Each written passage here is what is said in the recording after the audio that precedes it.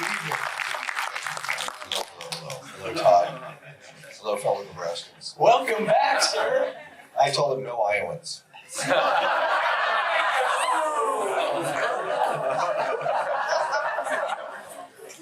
It's been a minute. 2017 was downsizing. Yep. What you been up to? Oh, pandemic-ing. Yeah. Both. Gotta use Both, unfortunately. Fix it. Yeah. Oh, divorcing, pandemicing, writing. I don't know. Keep him busy. In 2019, I had a movie all teed up and it fell apart. I had one of those like unique, horrible stories where something like falls apart 4 days before we were starting production on Netflix film. Wow. That's another story. Heartbreak. No, look, it's not pancreatic cancer. It's not Gaza. It's a high-class problem, Right. but still. Well, it's so great to see you back on your horse. Thank you, sir. Nice to be here. Thanks for saying so. Love making movies.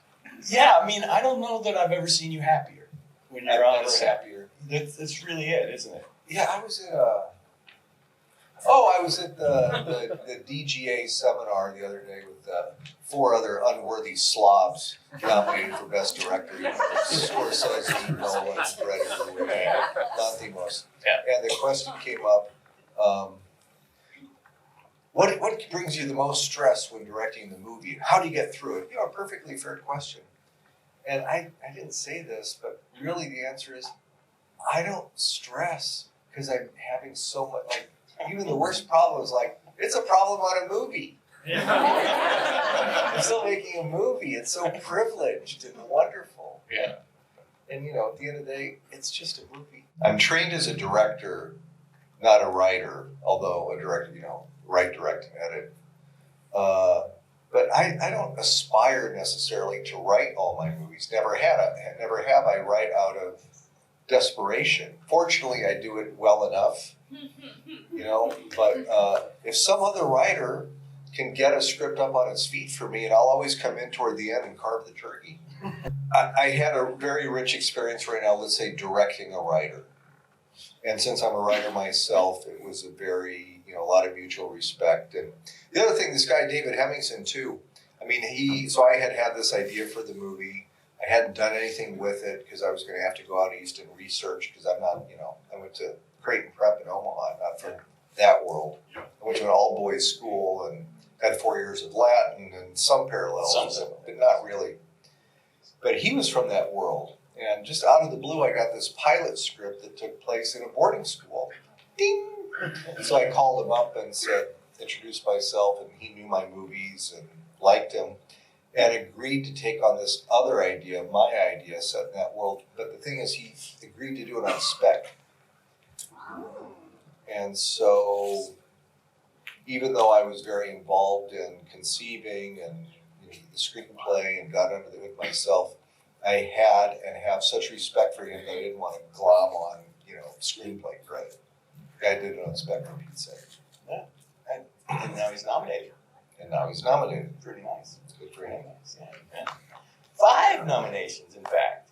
Not bad, sir. Including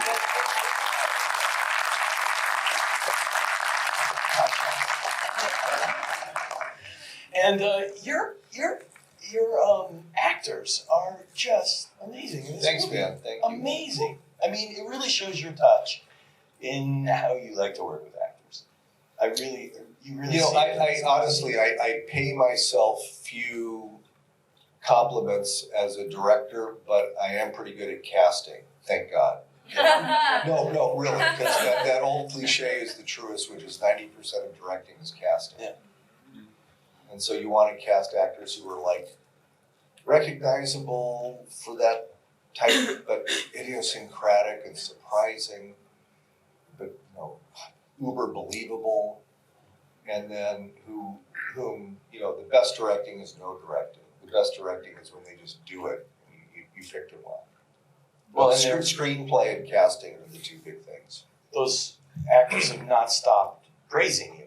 I mean, they're just thrilled to be in an Alexander Payne production. And they did a great job, and Giamatti, obviously, I had worked with. Dave Vine, I had seen in Dolomite Is My Name, which is she's wonderful, and that's a really good movie, by the way, if you haven't seen it.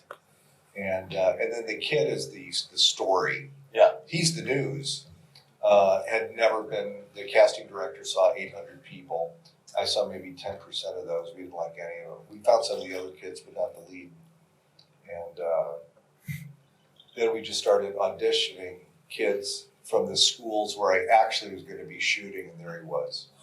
Wow. He had never been in front of a camera before. Wow. He was in the star in the drama department and a senior at Deerfield, applying to acting programs at NYU and Carnegie Mellon. He wanted to go to Carnegie Mellon. And there, he got a career out of the deal, and I got a watchable movie out of it. Yeah, really. But I was sweating it because you never know when you're going to find that needle in the haystack. Like if you remember Mike Mills' film Come On, Come On, he found that miraculous 9-year-old kid like the first week. Mine was, I finally pulled the trigger like 4 weeks before production.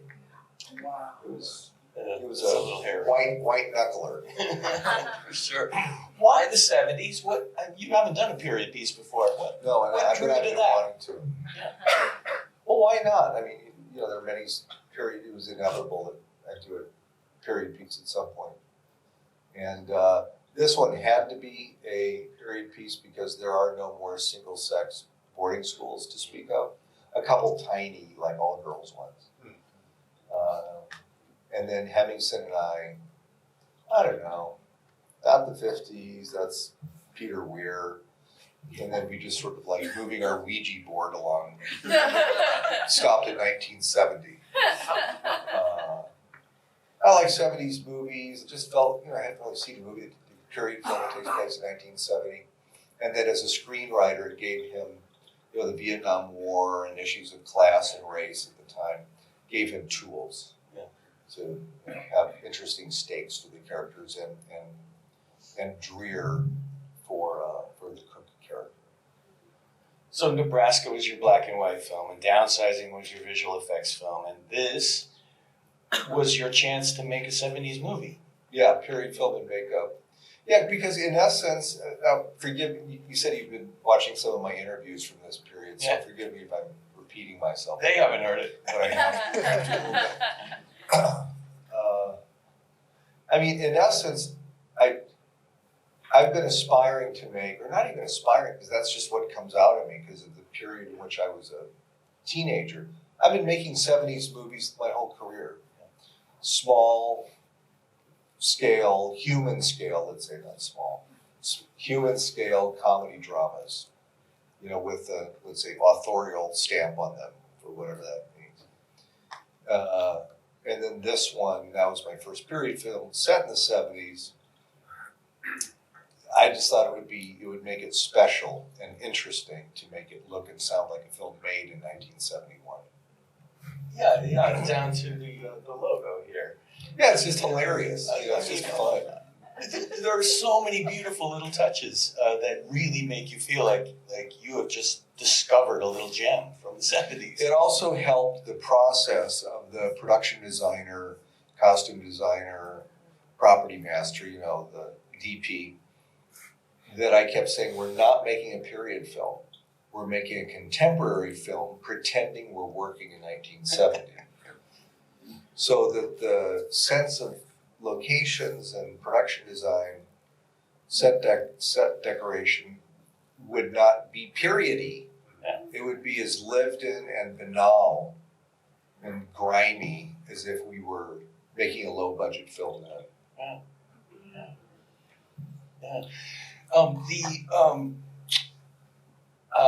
The list of collaborators, we recognize Wendy Chuck, the costumer. She's been to our salons. Kevin Tant, of course, every He's movie an OG.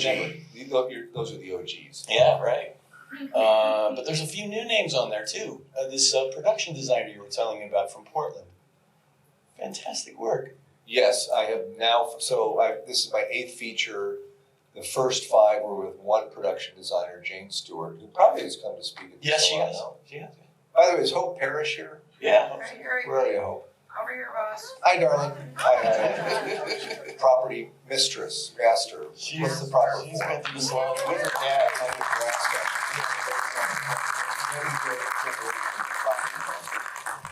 I hope you will send them all back our way because we'd love to talk to them all. But tell me more about this production designer, because what you told me last night really surprised me. There is not a single set in this movie. This is all location. Well, set meaning something built. Yeah, There's something no built. builds, it's 100% location. Every single. It's like the restaurant business. Location, location, location. He pulled it off, and there's 4 schools, 5 schools here that blended perfectly. Well, when we did Nebraska 10 years ago, it was, a half a dozen village, small towns that orbit Norfolk mostly, that comprise the fictitious Hawthorne, Nebraska. So it's pretty common practice in movies to do that. Let's open it up to questions. If people have questions, please raise Yeah, your we hand can and then keep shout talking, them but out. chime in, Yeah, absolutely. Over here. Tom, it's Mr. Katz's. Alexander, my God, just awesome. Thank you, sir.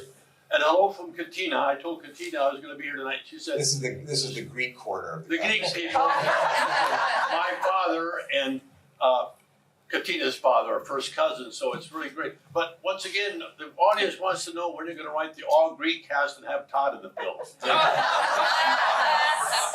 All Greek cast and have you in the film?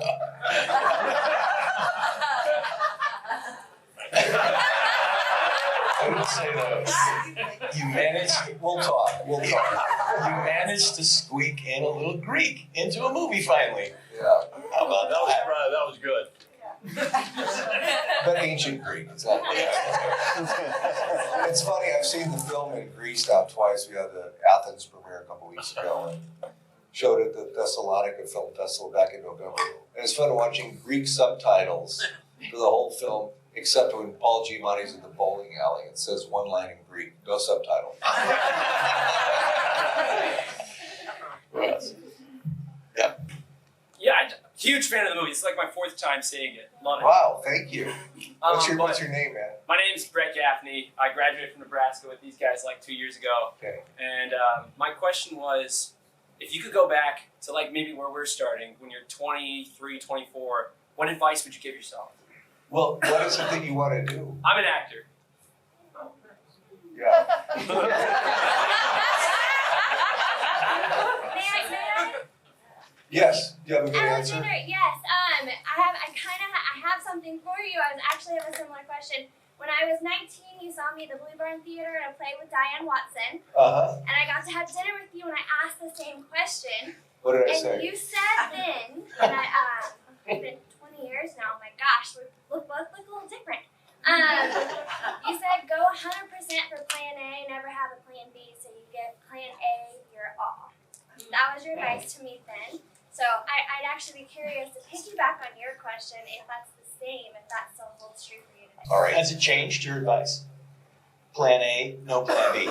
Well, what's your name again? Brett. Brett. Definitely, at the worst fucking advice in the world is what our parents say. Oh, those are the worst. When well-meaning parents say, well, go to law school or go to business school first, so you always have something to fall back on when your career fails. And that's just the stupidest fucking thing in the world to say, because at your age, 21, 22, 23, those are your precious years. You could always fall back on going to law school at age 35 if you think you want to do that. I don't want to do that. The other thing is, as an actor, now I could speak differently about, aspiring filmmakers. But actor, well, I want to make it. What does make it mean? Be a star and reap millions of dollars? Chances are against that, no offense. But it doesn't mean you can't be an actor and a professional working actor. And it might even mean having a second career. Like one of my best friends, Joe Marinelli, he starred in my student film at UCLA. He's a couple years older than I. He has been a working actor his entire career. He's a regular on the morning show, with Reese Witherspoon right now. He's done a lot of things. And he's been a substitute teacher at LA Unified Public School District for 30 years. And it raised a family and made some dough and residuals when he did. And he's also, as a teacher, he gets to act. And he just loves having that audience every day. Because I don't know if you're a ham like him, but so you just have to define for yourself what that means to make it. But of course, you can make it, be a working journeyman actor. Or you'll hit it big for a while, but everything comes and goes anyway. Nothing is as constant as change. So just good luck to you, but keep going. A modified version of what girlfriend up here says. Is that me? Yeah, it's you. Okay. Hi, I'm Christina. Hi. Also an actor, less young than the people behind me. I was wondering, I love to get directors' feedback on this, like what your experience was directing all these actors that have all this training, probably very specific, different types of techniques that they use, and then your newer actor that is a great actor but doesn't have the professional training, and how that blend was and what his experience was that you were maybe able to observe working with these other actors together. Did you all hear that? Yes. I don't really, plus, it's a little unfair because that kid happens to be uniquely talented. He was already talented in his high school plays, I'm told, I believe it. And then when it came time to doing a film role, once I whooped him upside the head enough to stop acting, to stop performing and just be, because cinema is different from theater. He got the memo, and this, like Athena emerging from the head of Zeus, or a cicada molting. He became a film actor, and God, he was really talented. I've had young people on their way up before, Shailene Woodley and Reese Witherspoon, but they already had accrued a lot of experience and were on their way. The films I did with them helped, but they were already on their way. This was a genuine discovery of a star, I think. Time will tell, but he's certainly got. So I really didn't make much distinction between. And the other thing too is, when I'm directing, I kind of get lost in the moment myself, and I'm just there being me, telling each actor what I think he or she needs or doesn't need to hear. So I don't really know how to answer that question, because I don't really have different techniques for directing different actors, because I'm just me saying, that was great, just faster, or, don't hit this word, or, whatever I have to do, or stop acting. I think I hope one day I'm a good enough director not to do those, but to do like what Pavel Pawlikowski did with Ida and Cold War. Those are 82 and 88 minutes respectively. For me, to some degree, cinema is a constant search for economy.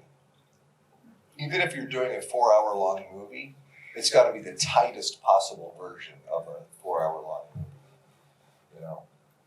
I remember talking to you about your short that you made in Paris, and that was hard. To squeeze that much in. 6 minutes. Yeah. So I don't know if your question's sort of tongue in cheek and all.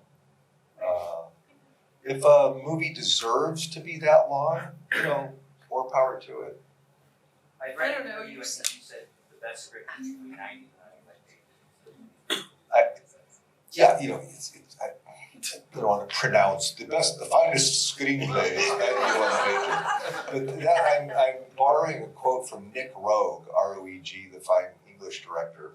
He used to say that the best screenplay is 91 pages because then the director is free to make a 2-hour film that breathes, it has montages and emotional moments and stuff. When a screenplay is 120 pages or more, and if it's true that the rule of thumb that it's about a minute a page, you're directing and editing with a gun to your head. to like keep it down and just cut for the story and cut for the dialogue. And who wants to do that? I mean, when I'm submitted screenplays anymore, you know, I'm like anybody else. How many pages is it? Yeah. If it's over 121 or 122, I go, this writer doesn't know what he or she is doing. Why can't you get it down, man? Yeah. And plus, things tend to be overwritten. I mean, when I talk to the kids, when I talk to the young screenwriters, the number one thing I can say is make it as short as possible. It's absolutely short, like every word. Like your emails. Very short and succinct. I think the economy of speech is one of the greatest gifts that you can give to other humans. Because when some asshole corners you at a party and chews your ear off, he's stealing your life. You know, you can't get that time back. Jesus. Blah, blah, blah. It's like, and out of politeness, you waste your life. And you cornered at a party. And the same thing, it's some things you read. I don't like to read, I mean, I'll read Anna Karenina one day and all that, but I like novels that are about 225 and under. We have to get on with our lives. Daniel. Oh, early in the mornings on TCM, they'll show like pre-code movies, like 65 minutes long, 71 minutes long. So that's so nice. Yeah, so what I wanted to know was that, you know, essentially the main character is lying and he's giving up his career for this young generation. What kind of message is that sending to the next generation? I made 2 movies set in high schools, Election and this one. I noticed this parallel only, you know, while doing interviews. In each of them, a teacher in Reel 1 espouses high-minded ideals about morals and ethics and how being a Barton man and what we're supposed to be. And in each of the movies, he lies at the end or it does an act of deceit. In Election, it's for an ignoble purpose, to defeat Tracy Flick. In this one, it's for a noble purpose. And it's just part of the irony. And a lot of the movies about lying anyway. It's just kind of fun. And the lying also helps to create the complicity and then by extension, let's say, love story between the teacher and the student. The student begins lying in the little hospital when he talks about it. So then Paul is complicit in that, so they're now sharing something. And then later, Angus is complicit in the lie to the ex-Harvard roommate. And then now they share a lie. And it's just interesting about, it's just a fun thing. Just fun. Don't be so. What kind of example do you think that shows?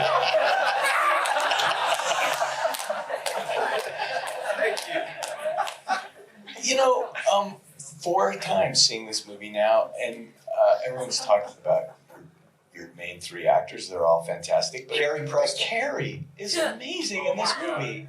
Oh, I got what Vanity Fair, you get those emails or something. There's a big article about Carrie Preston. She's got a big Show TV show. we're making promos for Yeah. Paramount Plus. Elsbeth. Right. It's coming out next week. I think based on her character in The Good Wife. Yeah. She's a quirky machine. and cool. She's just an acting machine, man. What an actress she is. You believe every moment with her. She really pulls And it off. every take she did was good. She was like, no matter how late it was, no matter how many takes we had done, every scene truthful, every scene different, every take different, just great. Yeah. When I watched the movie, and when she comes out, I'm like, oh good, her again. It's always nice when you have a movie like Thelma Ritter, somebody, Charles Lawton, oh good, her again, oh good, him again. And what a nice touch to put that lipstick on her teeth. I know. That was in the script. That was in the script that she has lipstick on her teeth. So from screenplay to location, things change, things evolve, things are fluid, right? What are some of the ways that this movie changed because of your location, because of what the actors brought, because of just some serendipitous idea. What a fine question. Yeah, there's always a fluid, no, it's true, there's a fluid exchange. I mean, one thing looks good on paper, and the other thing, what's the reality? That's like a blueprint versus a building. Oh, we can't get that material, so. In this one, for example, the hooker at the bookstore. If any of you know Boston and historic Boston, there was a combat zone, like the Boston equivalent of 42nd Street with hookers and porn theaters and drug pushers and stuff like that. Grimy, seedy area. Well, what am I going to do? Recreate the combat zone of 1970 Boston for a page and a half of dialogue? So, I just put it to the location. We had a magnificent location, Czarina. And I say, look, she not even being the location manager, she's like a creative location person. Like, she's done managers, but she's like, I'm not going to get up at 4 a.m. and put on a tone anymore in my life. I interpret the script and help these people coming through Massachusetts find their locations. She's brilliant. And so, she wanted to say, what about this bookstore? Like, what an unusual location. But in reality, Bostonians know that is and was on the periphery of what had been known as the combat zone. And it makes sense that he would take the boy to a bookstore that's outdoor and open even in the winter. The snow flurries were real, by the way. That was groovy. And then there was another scene scripted. David Henningsen had a winter carnival. Apparently that was some kind. We're Nebraskans. What do we know from Boston? With booths and things like that. I'm not going to stage a winter carnival. I don't have personal experience with it. And then Ryan Smith, this wonderful production designer, had in our travels just to get to know the area. By the way, location scouting is one of my 2 favorite areas of filmmaking. That's when I really figure out how it's going to look. Saw this weird ass historic candlepin bowling. Oh, right. Not real bowling. They have these little pins. It's like, who's ever heard of that? But it's whatever. But it runs a swath through Nova Scotia, Newfoundland, and into New England. This candlepin bowling. Balls are tiny, no holes. Right. So we moved it from Winter Carnival, and that's where you meet Santa Claus and the bartender. By the way, casting trivia: the same actor plays the minister in Reel 1 and the bartender at the bowling alley. Do I storyboard, and what did I do in prep to be ready to film? So the second part of your question is really huge and broad. The first part of the question I can answer briefly, which is I don't storyboard. The only time I've ever done it was on a VFX movie. What was it, Downsizing? Because you have to budget out the visual effects, and it's a big drag. And then they even do pre-viz where you make these little movies of what it's going to be so they can figure out what the visual effects are going to be and put a price on every shot. So you get there on the day and then you figure it out with me. Each scene is, do I get there on the day and figure it out with my team? Each scene is different, I would say. Some scenes where I know in advance what it should look like often locations tell you how they want to be shot and suggest staging and things like that. And other things, I don't know exactly how it's going to go when you get there that day. The great Italian film director Michelangelo Antonioni said something which helps keep my mind liberated. He would say, oh yeah, because his films were like brilliantly shot and like really architectural with their coverage. And he would say, no, I just get on set and we figure out where the actors would go, and then I make a well-shot documentary about it. That's kind of it. But what do you do in prep? Well, let me just, because that's a big answer, so let me continue something I was saying before, which is why location scouting is one of my 2 favorite parts of filmmaking. Because a sense of place is very important to me. I get started trying to capture Omaha. Citizen Ruth was kind of every town USA, but sort of Omaha. And then I kind of found my location voice, like, no, election's going to be very much Omaha, about Schmidt even more. And then I feel I had some tools to like be showing the location, the locale, and its relationship to the story, to the characters. And I carried that, I think, with me to Santa Barbara County for Sideways, and then in a big way in Hawaii, to try to get Hawaii, because Hawaiians are only too ready to cut mainlanders to shreds, you know. So I had to like, had a pitchfork behind me to get that right. And then capturing rural Nebraska with Hope here. You know, I'm from Omaha, and it's kind of, you know, it's a different scene, man. You know, people, oh, you're from Omaha, did you grow up on a farm? No. I don't know anything about that kind of stuff. I'm from the Paris of the Plains. So capturing that was a skill. So anyway, but it's in location scouting that I get to know an area and feel the rhythms and kind of weave myself, however superficially, into the fabric of that area. Because for every one location eventually shown in a movie, I've seen 5 to 30 alts. And I talk to location owners and kind of get to know people, and, you know. So that's where I figure out a movie. She's asking about the small details and to achieve a genuinely 70s look and feel, and she singled out the jitter in the credits. Well, that was merely to mimic the effect of it's going through a projector. And in fact, I mean, it was shot digitally, but to mimic a genuine film look. Yes, we use period lenses, but a lot of movies use period lenses anyway to warm up the image a little bit from the cold sharpness of digital capture. But how grain is applied now is a very sophisticated process. We softened lines, added a little gate weave, like it's kind of going through the projector a little bit.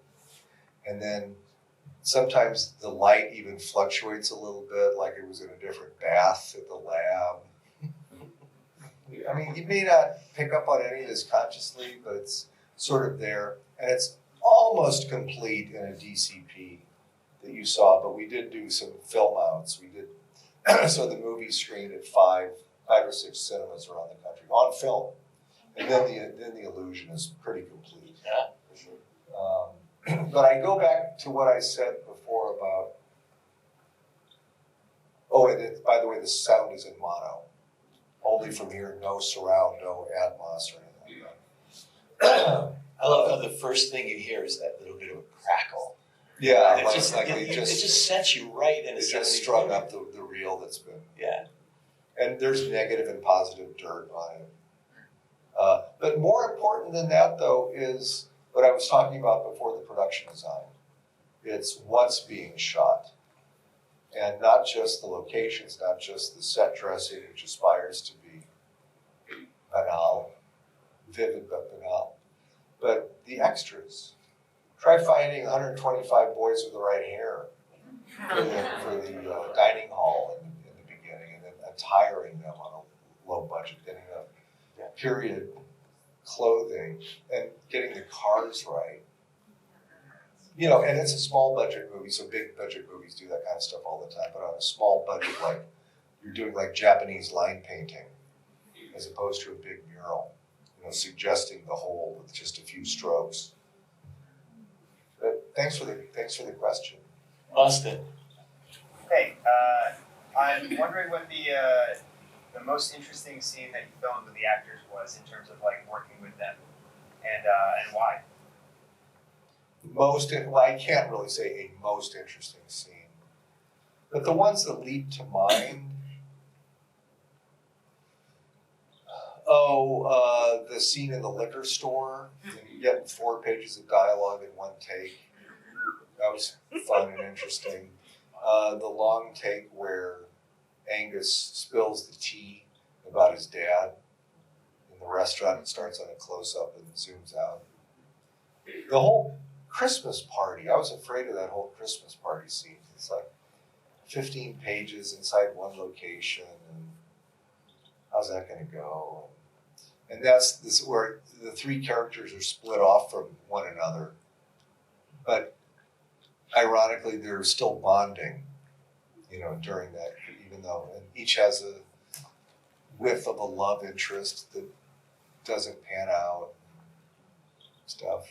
Oh, and then the goodbye between Paul and Angus at the end, where they say goodbye by the U-Haul, and getting that right when we were running out of sun.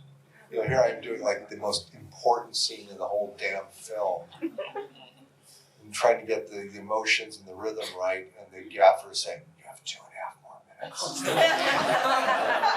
But that's filmmaking. You get all that stuff. Oh, the squirrel! The squirrel! We have to talk about the squirrel. That's the best shot in the movie. We're just doing montage pieces like bopping around Boston, like let's go here and get him walking up the steps, and let's get him here and all. So we're back at Boston Commons and the park, and it's just a walk by. Well, how can we spice this up a little bit? And there are very tame squirrels, even in winter in that park. Oh. So I looked at the pool of extras over there, shivering. And I saw a lady who had an interesting kind of old-fashioned costume on. And I said, "Would you join me, please? And here, stand here." And then I said, "Who's got nuts? Nuts. Who's got nuts?" Is Crafty have nuts, whatever? Well, the Dolly Grip had nuts in his pocket. He always has peanuts or pistachios in his pocket.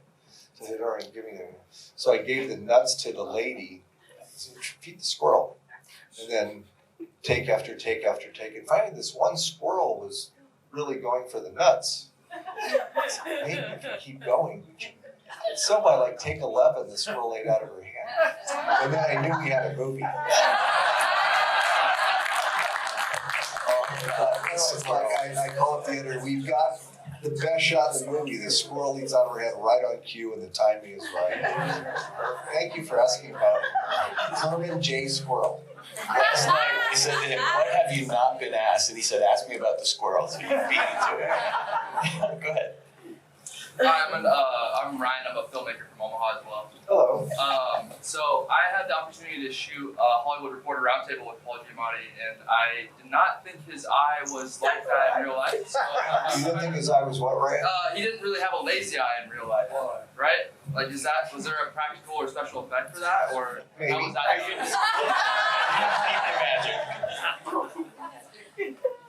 Paul, I didn't want to give it away. You don't have Paul has been, but I just came from another Q&A a few blocks away. And he's been, I go, "Why are you talking about it?" He goes, "You know why I've decided to talk about it?" I go, "Why?" So it's because the woman optometrist did a really great job and she hasn't been getting any credit. I go, "And so you made that executive decision?" "Yes." "All right." It was a contact lens. But It switched eyes. Yeah, I Maybe saw it that did. too. Even more impressive that Paul Giamatti did the whole movie with one eye, because when you put the contact lens, it's painted on and it's completely opaque. So he did the whole movie with one eye. But speaking of handicaps and things, I will point out, to my credit, that the amputee in the film is a genuine amputee. He doesn't actually wear a hook, but I thought, I got a part here for an amputee. I got to get an amputee, actor, because they don't get other parts. Like, what? There's a part for an amputee, and I didn't get the call. Well, you did. Good job. I had a scene where they're in a movie theater in 1970 at Christmas time, so I just went online to see what was in movie theaters. What happened to be one of your favorites? And there was Little Big Man, which I saw probably, I think, 4 times at the nearby Dundee Theater when I was 9 and 10 years old. Loved it, still do, a great movie. So, and then I also, in rewatching it, I saw that father theme. Yeah. And there's a pretty big father and lost fathers and returning fathers and that kind of stuff theme in the movie. And so it worked out thematically. You just say, "Stop acting. Will you fucking relax?" Stop acting. Don't plan it out. Yeah. In movies, you don't have to perform. The actor's going to smell it all. The camera's going to smell it all over you. Just get close. You don't even have to act. Like, what's the Kuleshov experiment in So in Russia in the 20s, you have a completely blank face, and it's intercut with a half-naked woman on a bed, a starving child, and a plate of roast beef. And audiences interpret the face to be, lasciviousness, pity, and hunger. And it's a function of montage, not of acting. So stop acting. You hear that, everybody? You hear that?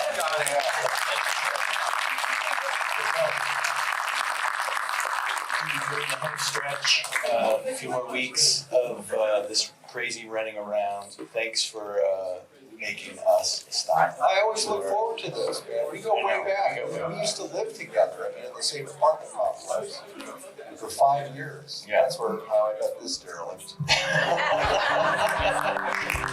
Alexander Payne, everybody.